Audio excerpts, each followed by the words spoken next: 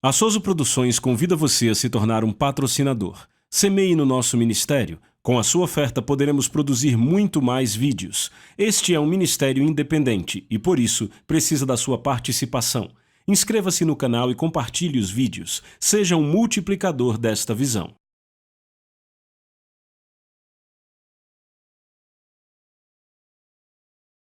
Os versículos usados nos vídeos que traduzimos nem sempre correspondem a versões em português. Muitas vezes precisamos traduzir do original em inglês para fazerem sentido no contexto do vídeo.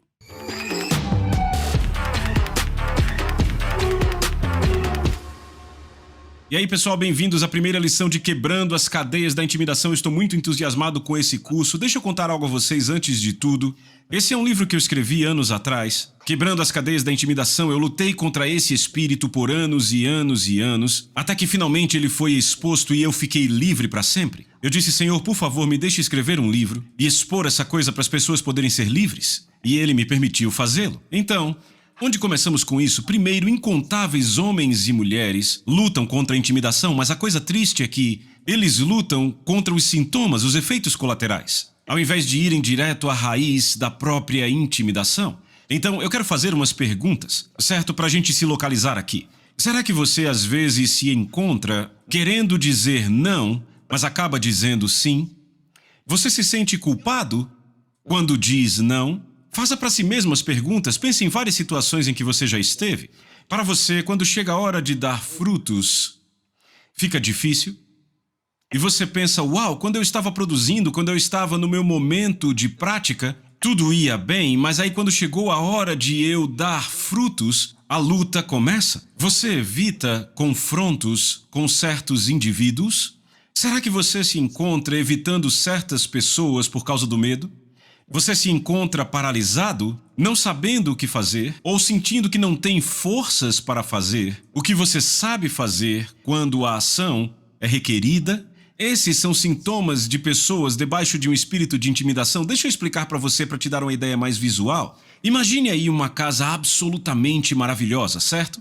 E nesta casa há móveis lindíssimos, móveis muito caros. Mas tem um problema, tem um buraco no teto. Então, contanto que não chova, tudo vai muito bem, mas aí de repente vem uma tempestade enorme.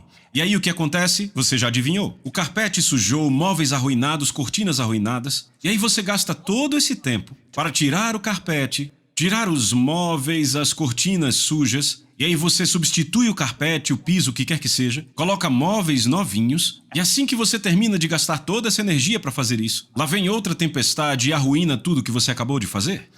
E você começa o processo tudo de novo. Então o que acontece agora? Se isso continua, você vai acabar gastando todos os seus recursos e sua energia e vai acabar desistindo e dizendo, esse é o meu destino na vida. Bem, se você apenas tivesse consertado o teto, você nunca mais teria esse problema de novo. E é isso que as pessoas fazem quando se trata de intimidação. Elas ficam lidando com os sintomas, elas de fato nunca fecham de verdade o teto, por assim dizer. Comigo, eu nunca vou esquecer como eu aprendi esta situação. Eu lutei contra isso por anos, mas foi preciso um encontro real com o Espírito Santo para que isso de fato fosse exposto para mim. Eu nunca vou esquecer, o ano era 1990, 91. Eu estava numa igreja com 600 pessoas, no meio oeste dos Estados Unidos. O Espírito de Deus começou a se mover nas reuniões, eram para ser apenas 4 reuniões, mas de repente aquilo ficou maravilhosamente louco, aquele mover. Fomos até o domingo à noite, ia ser quinta e sexta à noite, sábado e domingo de manhã. Mas houve um mover de Deus naquela igreja e o pastor disse, você não pode ir embora? Eu disse, eu sei.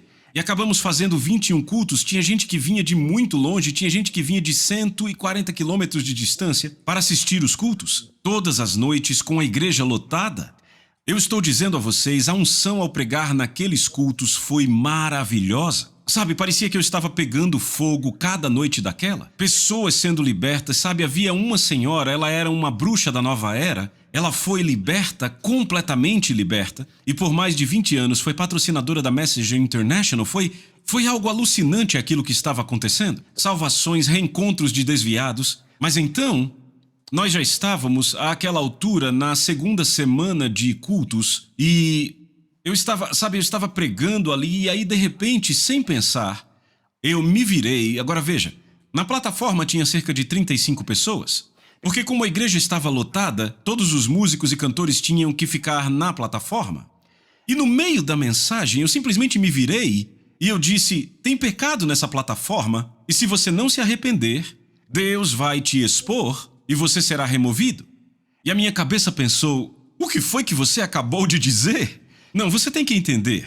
Isso aconteceu só 2 vezes em 35 anos de ministério. Mas eu lembro que naquele momento em que minha cabeça gritou para mim o que você acabou de fazer, meu coração disse: está tudo bem, isso é Deus. Eu continuei pregando. Quando chegamos na 3ª semana de reuniões, e eu estava pregando de novo algo muito profético, eu estava falando sobre um transbordar, daí de repente eu me viro de novo, e eu digo: tem pecado nessa plataforma, e se você não se arrepender, Deus vai te expor e você será removido. De repente a minha cabeça: você acabou de fazer de novo, e meu coração: tudo bem, tudo bem. Na noite seguinte eu fui no gabinete pastoral e o pastor auxiliar mais jovem entrou no gabinete pastoral, olhou para o pastor diante de mim e disse: o pessoal do louvor está um pouco triste hoje à noite. Veja, você provavelmente está rindo, mas eu não fazia nem ideia. Eu olhei para o pastor auxiliar e eu disse: ora, por que é que o pessoal do louvor está triste? Ele olhou para mim e disse: porque eles acham que você está sendo duro demais com eles publicamente? Eles pensam que se há pecado na plataforma, você deveria chegar na pessoa em particular e falar com ela em particular? E ele saiu. Então, bem naquele momento, uma enxurrada de pensamentos atingiu minha mente. Bevere, o que você está fazendo? Suponhamos que não haja nenhum pecado na plataforma. Todo mundo na congregação vai ficar pensando quem será e o que terá feito? Ou, e se houver pecado na plataforma e a pessoa se arrepender em particular e nunca for exposta, todo mundo na igreja ainda assim vai ficar pensando quem está em pecado? Você vai criar mais danos nesta igreja com esses movimentos estúpidos que está fazendo do que todo o bem que Deus tem feito nesses 20 e poucos cultos? E todos esses pensamentos disparando na minha mente até serem interrompidos pelo pastor dizendo: bem, vamos para o culto. Então, oramos, fomos para o culto, eu estou lá na plataforma. Agora entenda isso.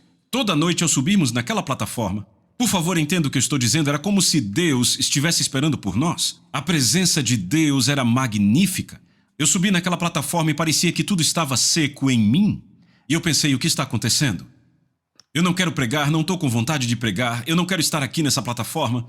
E eu lembro que passou o momento de louvor, o pastor me apresentou e eu lembro que eu subi para o púlpito e eu pensando: rapaz, eu não estou com vontade de pregar, parece que eu não tenho nada a dizer. E eu comecei a pregar uma mensagem até muito boa no livro de Salmos. Foi a mensagem mais boazinha que eu preguei em todos os cultos e eu lembro que eu estava pregando a mensagem pensando: tá horrível. E na minha cabeça eu pensava: eu quero sair daqui. Onde que fica a saída? E eu lembro que eu terminei aquela mensagem em cerca de 30 minutos, foi a mensagem mais curta que tivemos em todas as reuniões. Eu encerrei o culto e eu quero ser bem franco aqui com você, eu estava com muita raiva de Deus. Eu pensei: Deus, você não apareceu hoje, foi uma mensagem patética e ninguém vai querer voltar amanhã à noite. De fato, eu não quero voltar amanhã à noite. Daí eu lembro que eu voltei para o lugar onde eu estava ficando e fui direto para a cama. Eu na verdade nem queria orar, eu estava tão chateado com Deus. E aquilo era pura imaturidade. Acredite em mim, isso nunca aconteceria hoje porque eu tenho aprendido muito mesmo sobre a fidelidade de Deus. Eu fui para a cama e eu pensei: bem, de manhã falamos disso. E aí na manhã seguinte eu acordo e parecia que tinha um saco de areia em cima de mim. E eu lembro, imagine um peso, eu me senti tão pesado que eu me levantei e comecei a tentar louvar a Deus.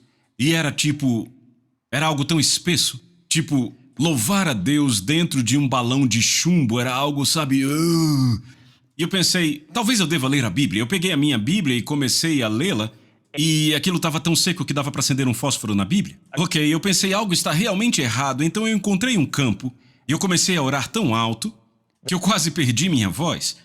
E aquilo durou mais de 3 horas, eu passei mais de 3 horas naquele campo, até que pensei: bem, hoje vai ser maravilhoso. Então, eu voltei, fui para o culto naquela noite, nós oramos no gabinete do pastor, eu saí e fui para a plataforma e foi pior do que a noite anterior. Pior, você ouviu bem, pior. E eu lembro de pensar: Deus, por favor, deixa outra pessoa pregar hoje, eu não estou pronto para isso. E eu lembro que quando o pastor, para minha decepção, me apresentou, eu me levantei e comecei a pregar de novo. E agora, desta vez, eu estou pregando pior do que na noite anterior e pensamentos na minha cabeça. Por que você disse isso? Aonde você está indo? Isso está horrível. Essa mensagem não faz sentido, isso pensamentos passando na minha cabeça. Enquanto eu pregava, E eu me lembro que, de repente, eu pensei, não dá mais para fazer isso? Tinham 7 minutos de mensagem e, de repente, eu gritei, para! Todo mundo na igreja deu um pulo, ficou olhando para mim e eu disse, pessoal, eu não sei o que está acontecendo, mas tem algo errado. Será que vocês poderiam orar comigo? E eu lembro, aquela igreja era maravilhosa, sabe? Deus tinha ministrado tanto a eles, naqueles 18, 19 cultos que tínhamos tido até então, que eles se levantaram e explodiram em oração. Estávamos todos orando e depois de alguns minutos eu ouvi a voz de Deus. Pela primeira vez, em mais de 24 horas, sabe? Pareciam céus de bronze. E eu lembro de ouvir o Espírito Santo dizer, você está intimidado pelas pessoas na plataforma atrás de você? E por causa disso, o seu dom para pregar se tornou inoperante? Quebre a intimidação deles e pregue o que eu estou te dando para pregar. E aí, de repente, passagens começaram a voar pela minha mente. Eu estou dizendo, como uma metralhadora automática. Bom, bom, bom, bom, bom, bom, bom, bom, bom. E eu comecei a pregar sobre aquelas passagens, e aquele foi o culto mais poderoso que tivemos dos 21 cultos. Eu lembro de fazer um chamado, e eu disse, todos que estão debaixo de intimidação e querem ser livres, venham. E foi coisa de 400 pessoas correndo para frente, elas iam até o fim da igreja, os corredores todos cheios, e elas foram livres.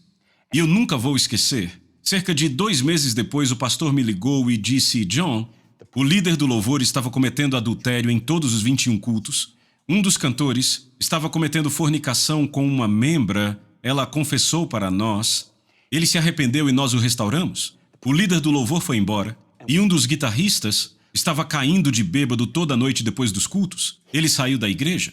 Ele disse, John, tem sido um pouco difícil, mas ele disse, nossa igreja nunca esteve num lugar melhor e a nossa adoração nunca foi tão forte. Então, este incidente foi o que abriu os meus olhos para esta mensagem que você está prestes a receber. Nas próximas 7 lições, vamos passar pela Bíblia, vamos ver o que faz o povo de Deus se tornar inoperante nos dons que Deus colocou em suas vidas. Nós vamos expor esse espírito e, se necessário, vamos quebrar a ação dele em sua vida. Eu estou muito animado porque eu sei a experiência que eu tive quando Deus me libertou. Sabe o que é realmente triste? Como eu disse no começo, a maioria das pessoas trata dos sintomas. Elas vão se aconselhar e o conselheiro diz como devem se adaptar a isso. Ao medo, à depressão, à desesperança, à confusão. Esses são sintomas de um espírito intimidador e os conselheiros muitas vezes dirão, bem, você vai se adaptar a isso, é como se pusessem um band-aid. E veja, grandes conselheiros guiados pelo espírito que não fazem isso, mas eu te digo, muitos fazem. E agora, tem outras pessoas que fazem o seguinte, elas pensam, bem, esse é o meu destino na vida. Eu vou continuar vivendo com esse buraco no meu teto. E ainda tem outros que partem para o isolamento por causa da intimidação.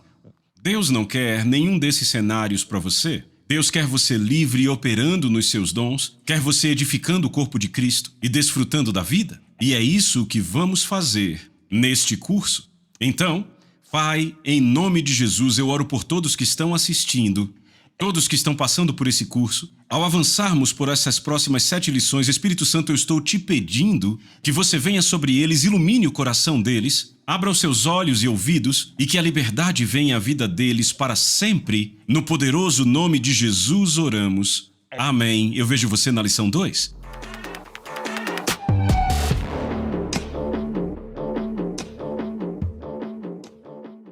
A Souza Produções convida você a se tornar um patrocinador. Semeie no nosso ministério. Com a sua oferta poderemos produzir muito mais vídeos. Este é um ministério independente e, por isso, precisa da sua participação. Inscreva-se no canal e compartilhe os vídeos. Seja um multiplicador desta visão.